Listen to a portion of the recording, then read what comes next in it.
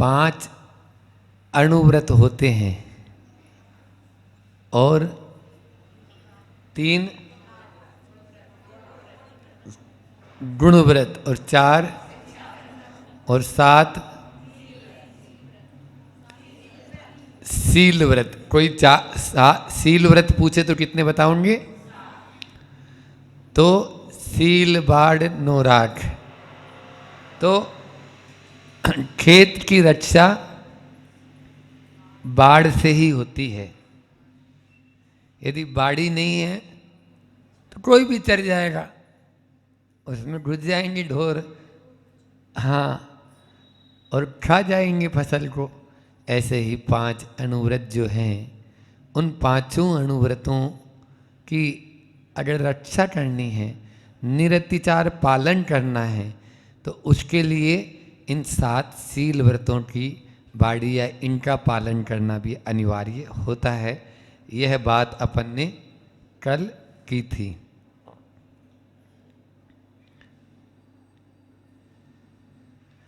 पुरुषार्थ सिद्धुपाय एक अमृतचंद्र स्वामी जी की एक ग्रंथ है। क्या ग्रंथ का नाम क्या है? पुरुषार्थ सिद्धुपाय। उस पुरुषार्थ सिद्धुपाय में व्यसन त्याग नहीं तो देश न सुनने का भी पात्र नहीं है। यदि व्यसन का त्याग नहीं है तो देश न सुनने का पात्र भी नहीं होता है। वहां पर आया उपदेश किसको दें? तो उपदेश उसको दें जो पहले तो पात्र हो। पात्र के बिना दिया गया, प्रवचन में भी आया था ना, पात्र और पात्रता दोनों होना जरूरी है।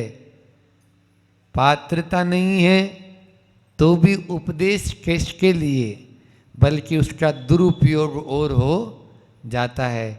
आचार्य भगवंतों ने बार बार इस बात को, वहाँ प्रथमानियों के ग्रंथों में भी आता है कि वे उपदेश दे रहे हैं तो किसको दे रहे हैं? त्रियंच को भी उपदेश दिया जा सकता है, एक भील को भी उपदेश दिया जा सकता है, और एक मनुष्य को उपदेश नहीं दिया जा सकता। क्यों? उसका वो यदि दुरुपयोग कर लिया तो। जब उनको मालूम चला, कर्ण जो था वो विद्या सीखना चाहता था, और विद्या सीखने के लिए उसको कोई भी, सब लोग यही बोलते थे कि ये किसका बेटा है? नहीं, कुमार का बेटा है। किसका बेटा है? कुमार का बेटा है। वो उसके यशोदा, राधा, उसकी माँ का नाम था राधा। तो राधा के यहाँ पालन हुआ उसका बड़ा। पालन जो है भाई, कुंती का बेटा है ये नहीं बोल रहा हूँ, कुंती का बेटा था, लेकिन वो विवाह के पहले हुआ था तो उसको बहा दिया गया था, और इधर इसके बेटा था नहीं तो इसने जो है पालन पोषण किया। तो वो कुमारों की नगरी में ही रहता था और वहीं पर होता, लेकिन उसमें क्षत्रियों के गुण थे। अब खून तो क्षत्रियों का ही था उसमें, तो वो हमेशा हर कार्य में आगे रहता था। अब वो जाता है गुरु के पास में। गुरु ने उसको, जब ये द्रोणाचार्य थे तो इन्होंने शिक्षा नहीं दी, उसको निकाल दिया गुरुकुल से कि मेरे यहाँ पर केवल मैं मात्र उसी को दे सकता हूँ जो शिक्षा पात्र हो। निकल गया। फिर वहाँ से जाके उसने परशुराम से झूठ बोलकर शिक्षा ग्रहण कर ली। फिर जब उसको मालूम चला कि ये क्षत्रिय था, मतलब ये कुमार था, तो उन्होंने श्राप दे दिया कि तुम, आज सवेरे भी तो बताया था मैंने इसको, कि जब तुम इस विद्या का प्रयोग करोगे तो ये तुम्हारे कोई काम की नहीं रहेगी। और वही होता है। हाँ, धनुर्धर था ये भी, अर्जुन के बराबर टक्कर का धनुर्धर था, एकलव्य, कर्ण और ये सब। लेकिन वो श्राप दे दिया तो वो सब विस्मरण, युद्ध में काम ही नहीं आई। तो इसलिए क्यों उसने श्राप दे दिया? इसलिए कि कहीं पर ये इसका दुरुपयोग न कर ले। तो कुल मिला के यहाँ पर यही कहना चाहते हैं कि जो इस प्रकार से पाप में लिप्त रहता है, व्यसनों में लिप्त रहता है, यदि हम उसको अच्छी बात भी परोसेंगे तो वो भी खराब कर देगा। वो तो आप मान लीजिए शराब का पात्र है और उस शराब के पात्र में भले ही धोके आपने दूध भर दिया, लेकिन दूसरा व्यक्ति क्या समझेगा? उसको शराब ही समझेगा। इसलिए तो ये चीज अपन को ध्यान में रखनी है। इसलिए पात्र के अनुसार ही उपदेश होता है। पाठशाला पढ़ाते हैं तो पाठशाला में बच्चों के अनुसार बोलना होता है। अभी यहाँ पर बैठे हैं तो आप सब महिलाओं के अनुसार बोलना है ना, क्योंकि अभी आपके लिए ये उपदेश है। तो जो उपदेश, जैसे माँ होती है वो जानती है कि इसको कितना देना है, अन्यथा ये खाएगा तो कम और मचाएगा ज़्यादा, मचाएगा ज़्यादा, यहाँ से खुद भी परेशान होगा और हमें भी परेशान करेगा। तो ये सब चीज़ें आप लोग जैसे यानी समझदारी से कार्य करते हैं, वैसे ही आचार्य भगवंती यहाँ भी कह रहे हैं कि जो व्यसनी हैं, दुराचारी है, उनके लिए उपदेश भी जो है कोई कार्यकारी नहीं और उनको उपदेश नहीं देना चाहिए।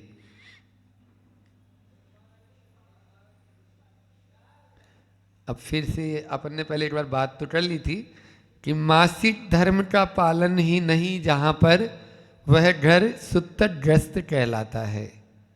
जहाँ पर कुलाचार का पालन नहीं होता है वह घर जो है सूत्रग्रस्त है। सूत्रग्रस्त बोला आहार दान के योग्य नहीं है, वो साधु के परिधान के योग्य नहीं है। अब केवल मन शुद्धि, वचन शुद्धि, काय शुद्धि, जो यदि 3 दिन या 4 दिन जो भी आपके हैं उसके अंदर यदि वो रसोई घर में जा रहे हैं और खुद ही काम करने, अब संयुक्त परिवार रहते थे तब तो सारी प्रथाएं अच्छी थी। हाँ, हमने इंदौर में तो कई बच्चियों से जो रहते थे तो उनसे स्पष्ट रूप से खुले रूप में ही पालन करते थे कि भैया जब ये छुट्टी पे बैठ जाती है तो फिर भोजन कहाँ से आता है? नहीं महाराज जी हम बनाते हैं। ठीक है, तब तो आपके यहाँ आहार हो सकता है। अन्यथा तुम दोनों मियाँ बीबी रह रहे हो तो भोजन कौन कर रहा है? करा रहा है, हम तो बना रहे हैं, हमारा तो चलता है। आजकल ये जो एक आ गया है, जो नई जो बच्चियों में कंसेप्ट कि ये तो मतलब अशुद्धि है ही नहीं, ये तो एक केवल शारीरिक क्रिया है, शरीर की एक यानी जो है ना स्वभाव है। ठीक है, स्वभाव है, लेकिन उसको अशुद्धि तो मानो। यदि नहीं मानेंगे तो पहले की माताएं होती थी या जो बड़ी जो बुजुर्ग जो महिलाएं होती थी तो उस सब चीज़ों का ध्यान रखती थी और भले ही उनकी डांट फटकार उनको बुरी लगे, हाँ, लेकिन वो बिल्कुल ढिलाई, कुछ ढिलाई नहीं इसमें। काय की ढिलाई? ये तो ढिलाई का काम है क्या? इसलिए आप लोग भी देखो, अगर जड़ हिलना शुरू हो जाती है तो पेड़ नहीं बचता है। पेड़ की शाखाएं हिलती रहे कोई बात नहीं है, लेकिन आज तो हमारे जैन धर्म के सिद्धांत ही हिल रहे हैं। अब जहाँ पर हमको अध्यात्म की बात, अभी जो इष्टोपदेश के ऊपर सवेरे प्रवचन चलते हैं वो सब प्रवचन अपन को आत्मा परमात्मा की बात समझना चाहिए और वहाँ पर अपन इंसान बनाने की बात पहले कर रहे हैं। अब कि पहले भैया इंसान तो बन जाए, ये तो पशुओं की तरह प्रवृत्ति करने लगे हैं। तो इसलिए कुछ इसमें थोड़ी भी यदि किंचित मात्र भी ढिलाई रखेंगे तो आपको ही नुकसान होगा। एक उदाहरण दे देता हूँ।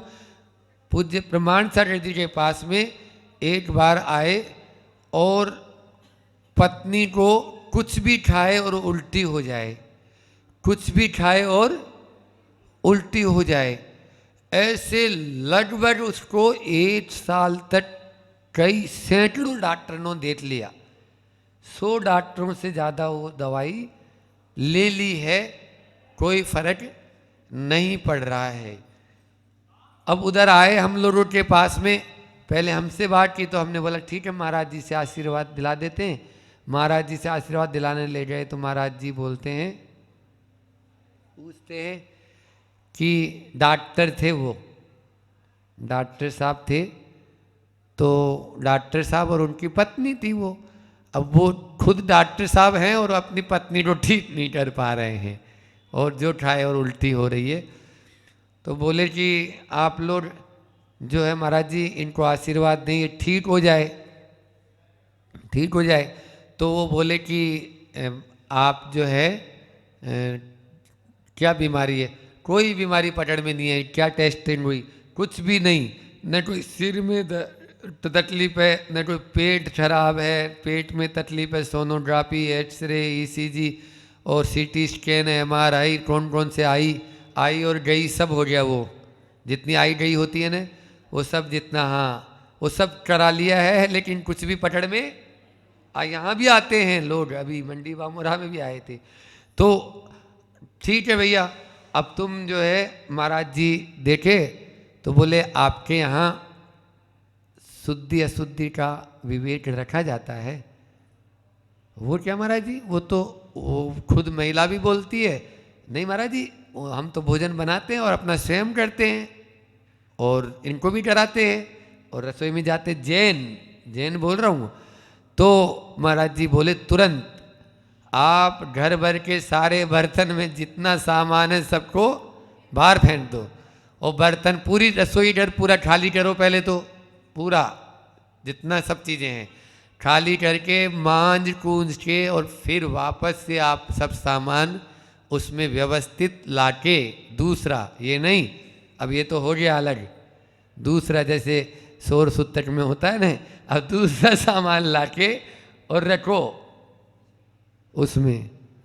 पहले तो डॉक्टर साहब थे, आधुनिक विचारधारा के होते हैं, अरे महाराज जी ये भी कोई ऐसा ये कोई बीमारी का, अगर ठीक करना है तो देख लो, नहीं तो जाओ यहाँ से। महाराज जी बोले, मुझे क्यों पूछ रहे थे? फिर बस उनको बताया, वहीं क्या उसी तरफ के थे वो। फिर उनको बताया, वो वैसे ही वो की महिला और आगे से नहीं करेंगी संकल्प लिया, त्याग किया और विदिन 2-3-4 महीने में ही उसको आराम लगने लगा, बल्कि ठीक हो गई वो पूरा। हाँ हाँ, तो अब बताओ ये होता है या नहीं होता है? होता। अरे ये तो छोड़ो, एक तुलसी होती ना, तुलसी, हाँ वो मुरझा जाती है। पापड़ होते ना, पापड़, वो तो निर्जीव है ना, सजीव नहीं है ना, वो तो उसमें तो बुद्धि नहीं, अटल नहीं है। तुम्हारे में ज़्यादा अटल है। और क्या, पापड़ में थोड़ी अटल होती है। वो पापड़ बनाए हुए पूरे के पूरे, डिब्बा का डिब्बा, क्यों माँ गलत तो नहीं बोल रहा हूँ, बड़ी है, पापड़ है, ये पहले अचार है, ये चीज़ें उनकी छाया भी नहीं पड़ने देते थे। ओ अपने यहाँ तो छोड़ो,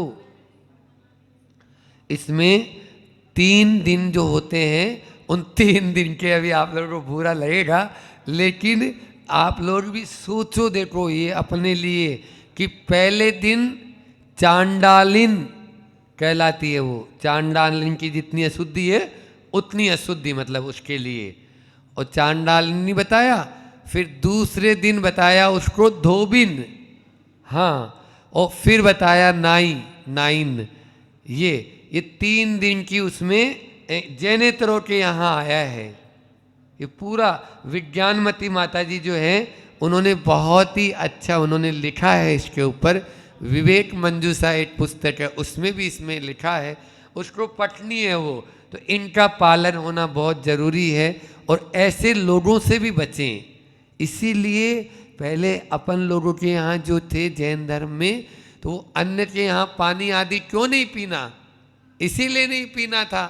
अब लेकिन वो होटल पे खाते हैं और कौन सा वो डब उसमें आते हैं ना फास्ट फूड, है ना, अब वो कौन ने बनाया कोई पता है क्या? वहाँ तो महिलाएं काम करती है। आप बीकानेरी जो आती है भुजिया, हल्दीराम की चले जाओ, सेवाराम की चले जाओ, इनके यहाँ 100 200 महिलाएं काम कर रही है। अब कोई इसमें वो बोल रहे हैं कि हाँ नहीं हम 3 दिन हम काम पे नहीं आएंगे, कहाँ से खाएंगे वो? और वो भी मना कर देगा कि 3 दिन तुम छुट्टी करोगे तो जाओ तुम अपने घर पे ही बैठो। ये हो रहा है नहीं हो रहा बताओ? और वही भुजिया आप आराम से चटचाल लेके खा रहे हैं, उसी के हाथ का वो खा रहे हैं। ऐसे ही होटल पे खा रहे हैं तो कौन दे रहा है, कौन परस रहा है? तो ये चीज़ें समझना बहुत अनिवार्य है।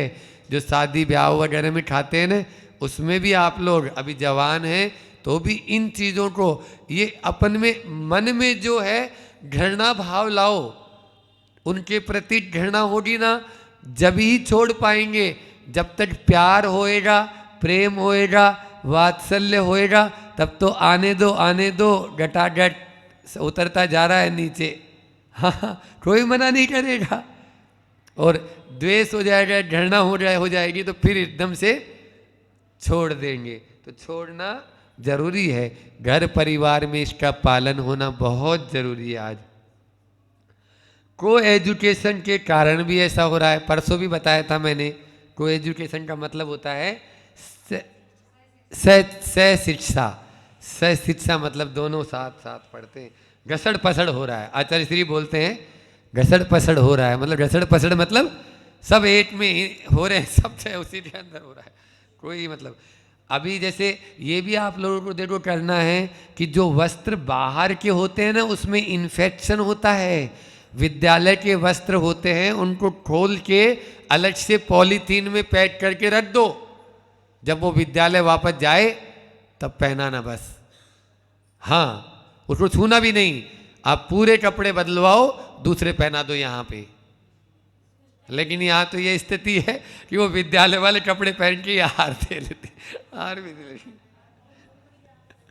हाँ, वो गड़बड़ नहीं, घसड़ पसड़ बोलते इसको। प्रतिभा स्थली में 3-4 दिन शिक्षण नहीं कराती। ये 3-4 दिन जो है नहीं जाती, वो तो है ही। परहेज के साथ ही हो रहा है, आचार्य भगवान ने बताया। रहन सहन, खान पान, उठना बैठना सब में पूरक बनकर काम करना। उठना बैठना रहन सहन है और अन्य कोई भी खान पान है उसमें पूरक बनो भाई। अब उनकी सेवा तो 3 दिन 4 दिन जो भी है तो उसके लिए सेवा तो करनी ही पड़ेगी ना, तो पूरक होना होगा। और उससे आचार्य अब प्रमाणसारी जी महाराज से तो सुनते होंगे ना आप लोग, वो बोलते हैं इससे पति पत्नी में प्रेम भी बना रहता है, ज़्यादा प्रेम होता है। 3-4 दिन वो भोजन बना के खिलाते हैं तो इससे उनको भी अच्छा लगता है और इसको आगे तक अच्छा चलता है। तो ये सब चीज़ें अपनी वापस से लौटनी चाहिए।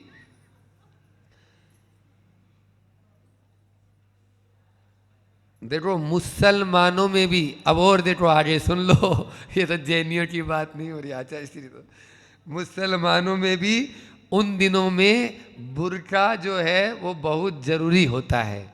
जो बुर्का डालते हैं ना वो ऐसे माथे के ऊपर से, तो वो उन दिनों में बहुत ज़्यादा ज़रूरी माना। वैसे तो उनके यहाँ तो उसमें जाना ही नहीं है, मस्जिद में तो जाती ही नहीं है ना। हाँ, मस्जिद में नहीं ले जाते उनको साथ में, इसलिए वो मतलब शुद्धि का प्रायश्चित लपड़ा ही नहीं रखा उनके यहाँ। मैं ये नहीं बोल रहा हूँ वो धर्म अच्छा है, लेकिन देखो अच्छी चीज़ वहाँ से ग्रहण करनी चाहिए। कई बार होता है अब पता नहीं है और नहीं है तो वो जो है मंदिर में मतलब या शुद्धि हो रही है ना, तो वो नहीं, वहाँ पर ले जाना ही नहीं, इनको करना ही नहीं ये सब काम।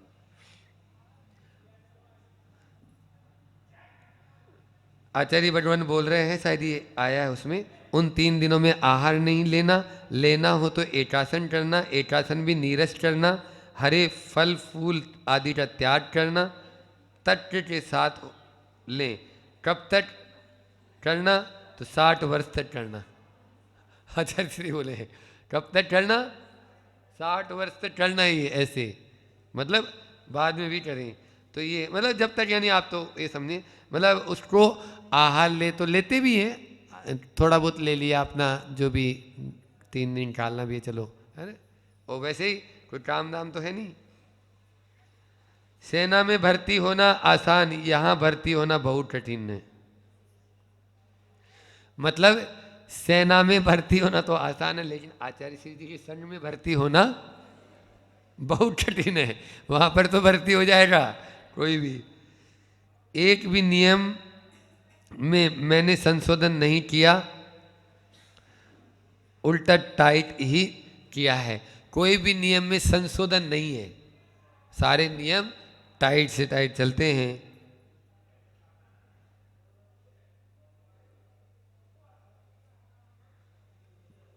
पूरक बनकर रहना, पूरक का मतलब जानते हो क्या होता है? तो अभी पहले भी बोला था मैंने, तब तो नहीं पूछा तुमने, अब बोल रहे नहीं। बोलो, पूरक का मतलब?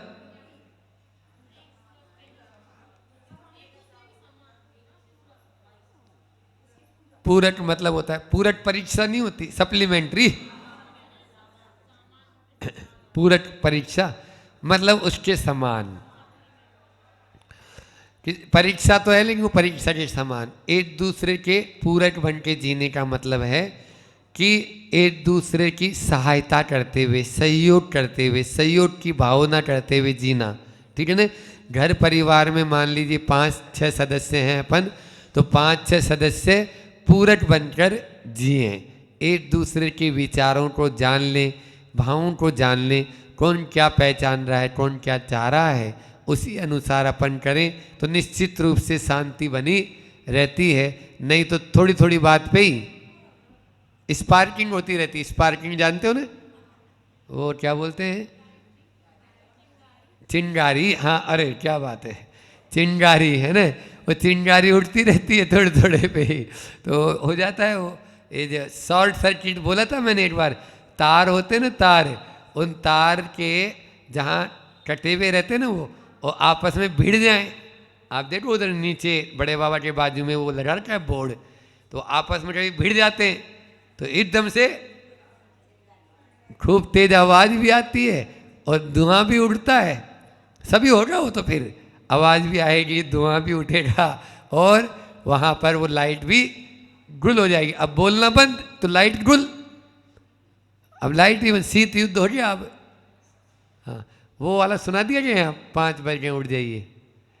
एक बार ऐसा हुआ कि पति और पत्नी में बोलचाल बंद,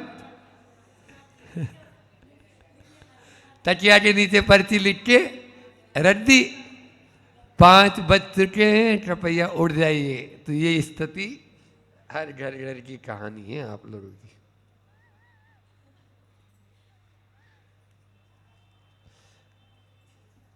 छोटी सी पुस्तिका निकली थी, उसमें प्रायश्चित ग्रंथ का श्लोक पर अर्थ ही गलत निकाल लिया। मैं कैसे बोलूं, किसके सामने बोलूं? गुरुजी ने मुझे बताया, लो देख लो क्या दिया है, गणी शब्द का अर्थ ही गलत है। ये गणनी या गणी शब्द बोलते हैं आरिका के आगे, उसका अर्थ गलत है। ओ, ये आई गया आचार्य श्री की भाषा में। पहले दिन ब्रह्म हत्यारिन, दूसरे दिन चांडालिनी और तीसरे दिन धोबिन। हम तो वहां से शुरू किए थे चांडालिनी, कम से कम एक को तो ब्रह्म हत्यारिनी बोल दिया। श्वेतांबर ग्रंथ में भी आया है, कोई पाठ नहीं, वेद का भी पाठ नहीं कर सकती, अन्य और कोई भी पाठ नहीं कर सकती, उच्चारण पूर्वक कोई भी पाठ नहीं कर सकती है। उनके यहाँ लंघन करो उपवास नहीं कहलाएगा। उन दिनों जो लंघन और उपवास में यही फर्क है, भूखे रहना है और उपवास भी नहीं माना जाएगा, गिनती में नहीं आता ना वो उपवास, तो भूखे भी रहो, आचार्य भगवान बोल रहे हैं, और काउंट भी नहीं हो रहा, लंघन बोलते हैं उसको, लंघन करो।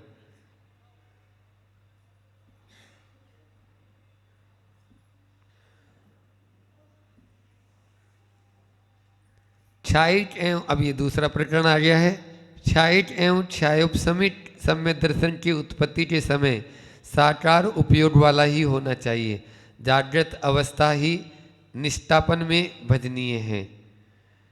क्षयोपशमिक सम्यक दर्शन क्षायोपशमित सम्यक दर्शन में अलग व्यवस्था है। क्षायिक और औपशमित सम्यक दर्शन जो होता है उसमें उसकी उत्पत्ति जब होती है तो वो साकार उपयोग वाला होना चाहिए, लेकिन क्षायोपशमित सम्यक दर्शन में ऐसा नहीं, वो साकार भी होगा और जागृत अवस्था वाला भी होगा। नहीं समझ में आया? पहले एक तो अभी अभी पढ़ के आ रहे हैं इसलिए और अच्छा हो जाएगा। सम्यक दर्शन के कितने भेद होते हैं? वो मार्गना नहीं, अभी हम सम्यक दर्शन के पूछ रहे हैं। हाँ बोलो। उपसम, क्षायिक, क्षायोपशमित। सबसे पहले कौन सा सम्यक दर्शन होता है? उपसम। उपसम के भी कितने भेद होते हैं? 2 भेद। कौन कौन से? बोलो इधर, ये तो देख रहे उधर। प्रथमोपसम सम्यक और द्वितीयोपसम सम्यक। जो पहले समय में होगा तो प्रथमोपसम हो गया, मतलब पहले समय मतलब पहली बार होगा, और फिर जो दूसरी उसको किया जाता है तो वो द्वितीयोपसम सम्यक तो होता है। तो प्रथमोपसम जो अनादि मिथ्या दृष्टि जीव है वो प्रथमोपसम सम्यक्त्व ही प्राप्त करेगा, डायरेक्ट और कोई सा भी प्राप्त नहीं कर सकता। ऐसे नहीं क्षायिक बना लिया तुरंत, नहीं होगा। क्षायोपशमित बना ले, नहीं होगा। पहले कौन सा होगा? प्रथमोपसम, फिर क्षयोपसम। हाँ बहुत बढ़िया। और फिर उसके बाद में कोई सा भी हो सकता है, वहाँ से द्वितीयोपसम भी हो जाता है और क्षायिक भी हो जाता है, कोई सा भी कर सकते हैं फिर तो इस प्रकार से यह है, आपको याद रखना है कि क्षायिक सम्यक दर्शन और औपशमिक सम्यक दर्शन, इसमें तो आपके साकार उपयोग वाला ही होना चाहिए, लेकिन जागृत अवस्था के लिए इन्होंने बताया है कि वो क्षायोपशमित सम्यक दर्शन के लिए दिया। औपशमिक और क्षायिक के लिए जागृत और साकार उपयोग वाला दिया है, और जागृत अवस्था में ही निष्ठापन में भजनीय है। मतलब निष्ठापन मतलब वो प्रारंभ तो कर लिया है, अब उसका पूर्ण होना है, तो पूर्ण होने में क्या होना चाहिए? जागृत अवस्था होनी चाहिए। जागृत अवस्था नहीं होगी तो वो ये दोनों सम्यक दर्शन नहीं होंगे, न क्षायिक सम्यक दर्शन होगा और न औपशमिक सम्यक दर्शन होगा। क्षायोपशमिक हो सकता है, अब बुद्धिपूर्वक सम्यक दर्शन नहीं हो सकता। बुद्धि में बाधक कौन है? बोलो, बुद्धि में बाधक कौन है? अबुद्धिपूर्वक तो हो ही नहीं सकता है। अबुद्धिपूर्वक सम्यक दर्शन होगा? नहीं होगा। तो बुद्धिपूर्वक होगा। अब बुद्धिपूर्वक होगा तो उस बुद्धि में बाधक कौन है? हमारा अपना अज्ञान। क्या बुद्धि में बाधक कौन है? अज्ञान है, जो उस सम्यक दर्शन की ओर हमें बढ़ने नहीं दे रहा है। ठीक है ना? कर्म का है उदय, लेकिन कर्म के उदय के साथ साथ में हम अपना पुरुषार्थ भी तो देखेंगे, तो दोनों चीज पैरेलल चलती है।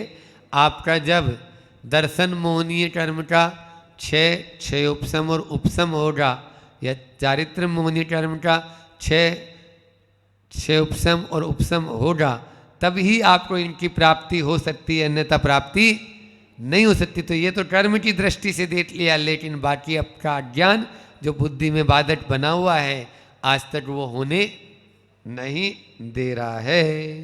समय भी हो गया है। जागृत अवस्था में निद्रा का उदय मतलब स्त्यान गर्दी त्रिक का नहीं होना चाहिए। ये जागृति को बिगाड़ने वाली है।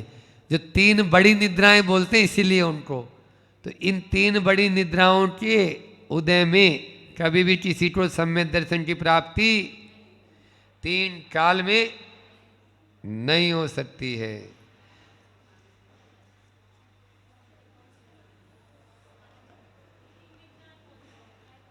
हाँ 3 निद्रा, बहुत अच्छा, ऐसे पूछ लिया को।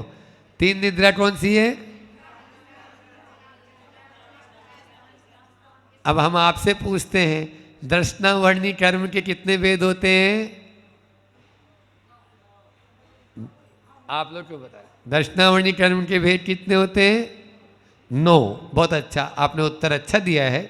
अब वो 9 भेद कौन कौन से होते हैं? चक्षु दर्शनावर्णी, अचक्षु दर्शनावर्णी। हाँ, ये जोड़ तोड़ जी सरकार में सब बता देंगे, वो पीछे बताएंगी माला वाली माँ। हाँ बोलो। चक्षु, अचक्षु, अवधि दर्शन और केवल दर्शन, 4 हो गए। और 5 निद्राएं। अब बातें कर रही तो कहां से समझ में आएगा? निद्रा, निद्रा निद्रा, प्रचला, प्रचला प्रचला, स्त्यान गर्दी। ये तत्वार सूत्र में आता है नहीं आता है? हर परिवेशन पर में पढ़ते नहीं पढ़ते हैं, अर्थ बताते नहीं बताते हैं, तो उसी को याद रखना है। बार बार आज आया था ना, गुरु उपदेशात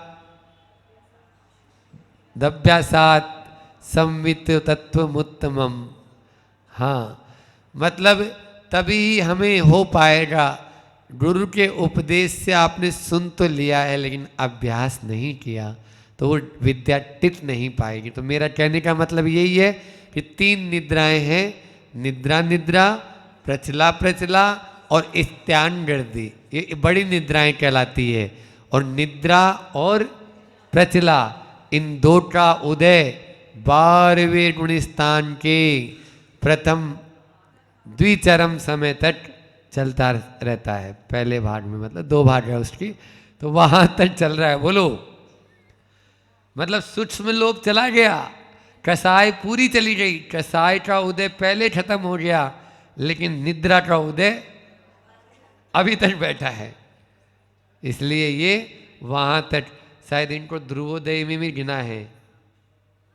हाँ, निद्रा प्रचला को, ये दोनों, ये सब गति में, 4 गति में है, विद्या गति में, सब जगह है। ये आएगा अभी, जब आएगा कर्मकांड में तो निश्चित रूप से इतना ही रखते हैं।